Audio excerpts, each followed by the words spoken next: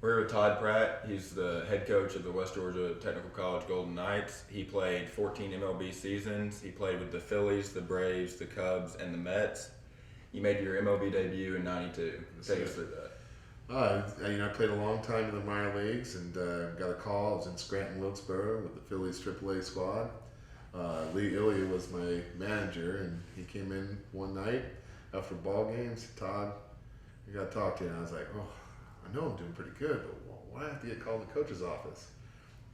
And he just, next thing I sat down, he said, "Get your bag ready. You're going up to Philly." And it was just one of the greatest feelings in the world hearing that. And just couldn't tell you how happy me and my wife were at that point. You're backup catcher most of your career. What are the pros and cons of being a backup catcher? Playing time obviously is, the biggest con, but to be at that level when there's only 750 Major League Baseball players, I was just lucky enough to be there.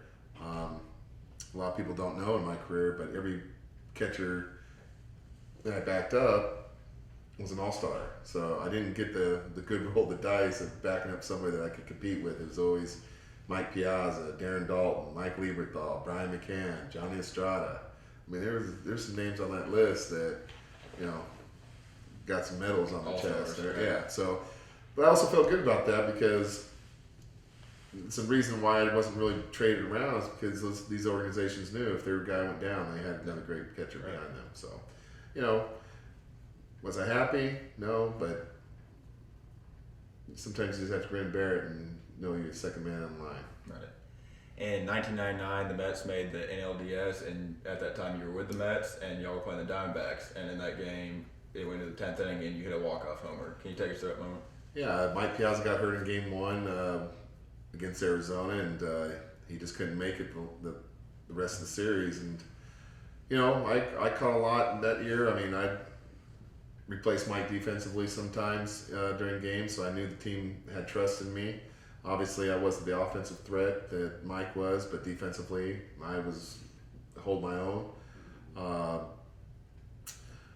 And just happened, I played pretty good defensively, and we were up 2-1, and it was Game 4, and we really didn't want to go back to Arizona that day, the next game, because we knew Randy Johnson would be waiting for us after we beat him the first game. And Mike Manti threw me some high cheese, and I said, "C'est la vie," you know what I mean? In 2006, after 14 MLB seasons, you decided to retire. What made this decision for you? Age, lack of talent. Just baseball is a young man's sport, and I played till I was 38, and had no regrets, and it was just time to go. And sometimes other people make decisions. It's not like a regular job when you decide when you want to retire. They tell you when it's time to go, and usually age is a factor. Came home and stayed in Douglasville and kind of took a year off and just kind of relaxed with the kids and did some things locally. And then I saw this job opportunity open up, and I was lucky enough they accepted my application, and my interview went good, and now we're building the program. Now that you're coaching, do you miss playing baseball at all? Not really. I mean, I'm realistic. I mean, no, don't miss it. Do you still talk to some players at all? Yeah, I still have some friends. There's a handful of guys that are still playing and I'm good friends with, and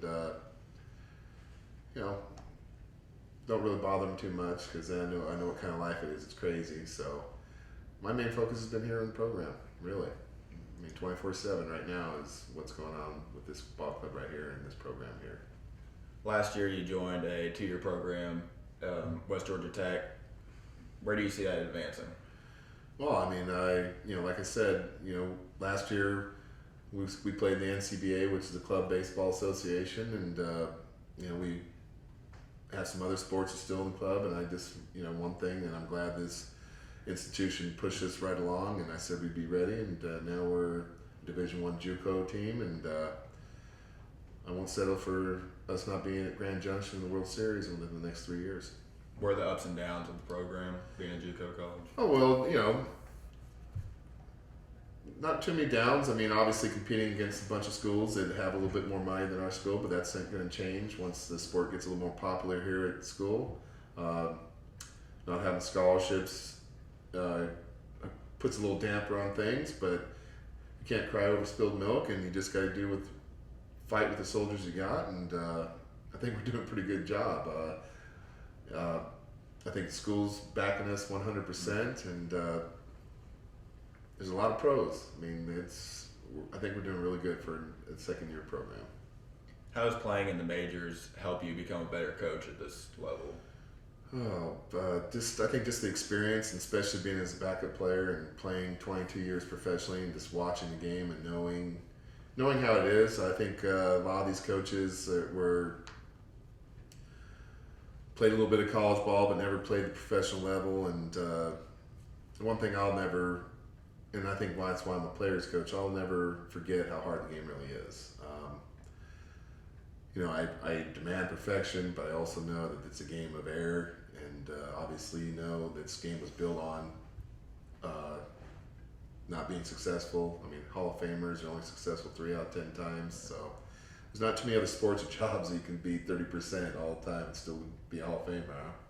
So you just got to make sure these kids don't get too down on themselves, and use my experiences, like you said, my professional career, and kind of relay them to them and let them know that this game ain't that easy, but you do have to work hard at it.